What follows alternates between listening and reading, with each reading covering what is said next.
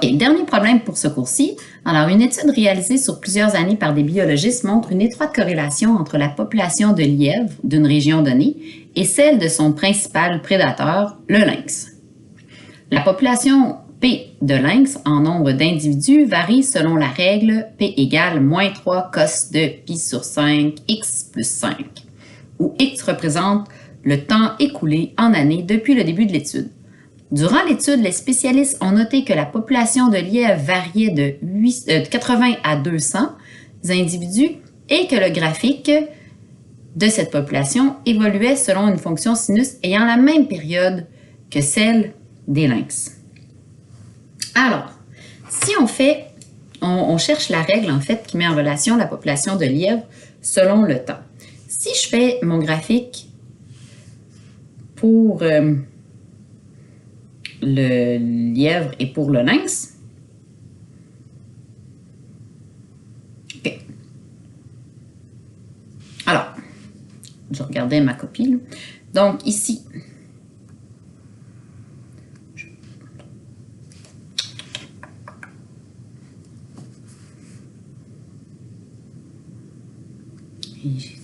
là, c'est vraiment trop croche. Je vais me reprendre. Bon. Alors. OK. Donc, on va venir faire le graphique des lynx. Ma fonction des lynx, elle est ici. Donc, je sais que ma période, on dit que c'est la même période, hein? Ma période qui est 2pi sur pi sur 5. Donc, ma période, c'est 10. Alors, après 10, il se passe, on a un graphique de fait. Donc, je vais faire mes 4 moments importants. Puis ici, c'est 10. Okay, j'ai séparé mon graphique en 4 moments importants. Je commence vis-à-vis un minimum sur ma ligne d'inflexion qui est à 5. Puis mon amplitude, c'est de 3. Donc, j'ai un minimum ici à 2. Puis j'ai un maximum qui va être à 8. À peu près. Là, regardez pas la graduation parce que vous allez voir, là, après ça, les lièvres, ça varie de 80 à 200. Puis je vais le mettre dans le même graphique. Donc, je suis une fonction cos. Ma ligne d'inflexion, là, je vais la tracer. Elle est à 5. Oups. Donc, c'est ici ma ligne d'inflexion. Essayez d'être pas pire droite. Là. OK. Alors, comme c'est une fonction cos qui commence par un nombre négatif, ça veut dire que vis-à-vis, ici, je suis vis-à-vis un minimum. Mon h, il vaut 0. Là, je vais arriver ici, à mon premier point. Deuxième point, donc après 2,5, j'ai juste pas gradué. Ici, j'arrive à un maximum. Je reviens ici à un 0, mais en fait, c'est sur ma ligne d'inflexion. Je reviens à un minimum ici. Donc, ça, c'est la courbe recherchée pour les lynx. Ça, c'est donc nos lynx. OK, là, je ne vais pas faire toute ma graduation parce que j'y arriverai pas. Mais l'IA varie de 80 à 800. Pas 800, j'ai tout le temps dit ça. 80 à 200. Donc, ma période est de 10 aussi. Mon amplitude, je ne vais pas le mettre là, j'aurai pas de place. Mon amplitude, je prends 80 moins, non, 200 moins 80 divisé par 2, ça fait 60. Ma courbe, ma ligne d'inflexion, mon K, c'est au milieu, donc 200 plus 80 divisé par 2, donc à 140.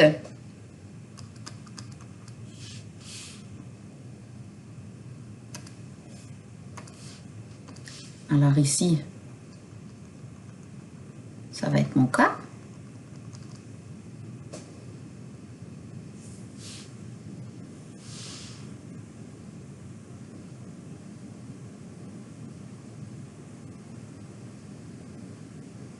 OK. On parle pas... Depuis le début de l'étude, durant... OK. Une étude réalisée sur plusieurs années. Je vais juste vérifier quelque chose.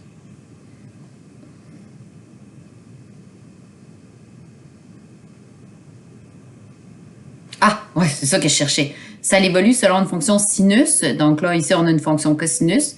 Donc, on veut le tracer vraiment en fonction sinus. Fait qu'ici, on va partir sur notre ligne d'inflexion. Vis-à-vis notre premier point, on va avoir un premier sommet vis-à-vis notre deuxième moment là, vu que c'est la même période là, je vais arriver à un minimum, à 80. OK, je vais chercher là. Voilà. Donc, c'est bien spécifié, fonction sinus. Et voilà.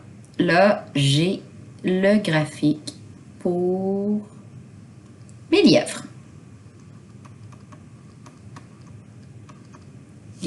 Donc, comme on a demandé une fonction sinus, je l'ai partie sur mon 0, puis ça commence à monter. Donc, pour mes lièvres, P c'était pour la population des lynx, là j'ai mis L pour lièvre. J'ai mon amplitude qui est à 60, donc mon A va être plus 60. Sin, ma période, c'est le B, c'est le même B, parce que c'est la même période. Donc, pi sur 5, X, puis mon K est à 140. Et voilà. Quelle est la population des deux espèces 8 ans après le début de l'étude? Donc, pour les lynx, oh, tiens, j'aurais pu l'écrire en vert tant qu'avoir mis du vert. Tiens. Voyons, Colin, qu'est-ce qui se passe là? OK. Pourquoi j'ai perdu un crayon? Maintenant, j'ai juste un crayon. Bon, en tout cas. Les lynx. La population, après 8 ans, donc je vais remplacer mon X par 8. C'est juste un petit pitonnage, ça ici, hein, parce que c'est probablement même pas un point remarquable. Donc, cos de pi fois 8 sur 5, mais non, hein, 8 pi sur 5, c'est pas un point remarquable, plus 5. Donc, faites juste attention à votre pitonnage, respectez la priorité des opérations. Vous pouvez mettre des parenthèses ici pour ne pas vous tromper. On obtient 4,08.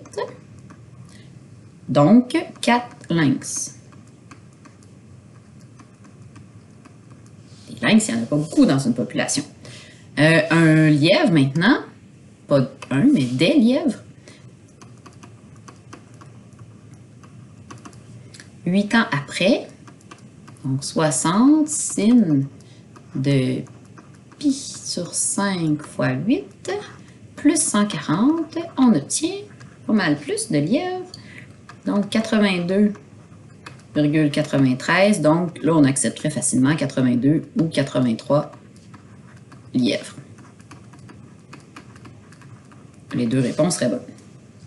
La deuxième fois, quelle était la population de lièvres alors que celle des lynx atteignait 5 individus?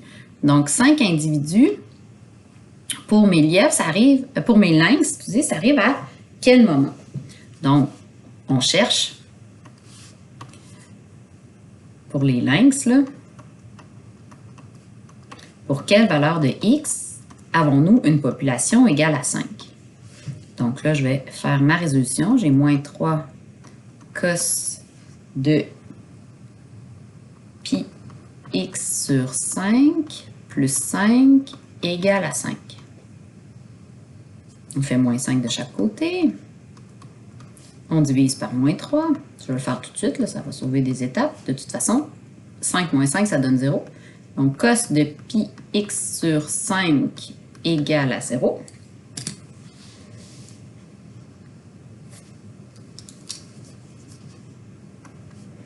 On regarde notre cercle trigonométrique, c'est un point remarquable. Ça veut dire que pi x sur 5, c'est égal à pi sur 2. On pourrait dire moins pi sur 2 aussi, là, parce qu'on a notre fonction cos, mais allez voir tout de suite dans votre cercle trigonométrique le deuxième angle pour lequel ça arrive, parce que nous, on cherche le deuxième moment, justement. Alors ici, pi x sur 5, ça va être égal à 3 pi sur 2. Donc, j'ai pris mon deuxième angle positif, j'isole mon x, je fais fois 5 sur pi de chaque côté. Donc, x va être égal à 5 demi, c'est-à-dire 2,5. Puis ici, même chose, je fais fois 5 sur pi.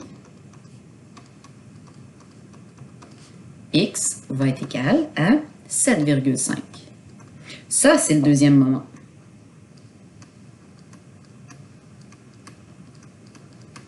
Que l'on voyait déjà très bien, hein, parce qu'on aurait pu le voir sur notre graphique.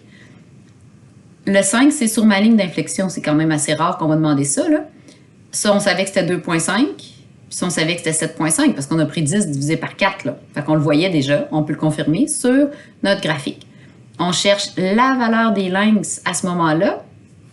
On devrait obtenir, pas des lynx, mais des lièvres, on devrait obtenir 80. Là. Si notre graphique est bon, comme on le voit, étant donné qu'ils ont la même période, il faut que ça soit 80. Mais bon, dans un examen, ça serait assez surprenant qu'on vous demande de trouver les valeurs de x sur votre ligne d'inflexion. Alors, c'est important de savoir le calculer. Donc, pour les lièvres, si jamais ça arrive et que votre graphique est bien fait, vous pouvez vous servir de votre graphique pour répondre à la question quand même, là, mais faites votre graphique vraiment comme il faut. Donc, les lièvres, ça va être quoi la population si x est égal à 7,5? C'est juste du pitonnage, ça, c'est pas trop long. 60 fois... Ça va vous permettre en même temps de vérifier si votre équation est bonne. Donc ça, c'est un gros... Oups, j'ai oublié mon sin. Sin de pi sur 5 fois 7,5. Hein, ça, c'est vrai, par exemple, l'avantage d'avoir un graphique bien fait, ça va vous permettre de vérifier si l'équation que vous avez trouvée à la lettre A est bonne. Si vous n'arrivez pas à 80, il y a une erreur à quelque part. Donc là, ça donne... on fait juste pitonner. Là. Il n'y a rien là. Il n'y a rien d'autre à faire. Ça donne 80. Donc, 80 lièvres. Et c'est exactement ce à quoi on s'attendait. Et voilà! Donc, je vous laisse maintenant faire les exercices. Ça complétait notre période en théorie. Donc, il vous reste à faire les exercices là, de ce cours-ci. Bonne pratique!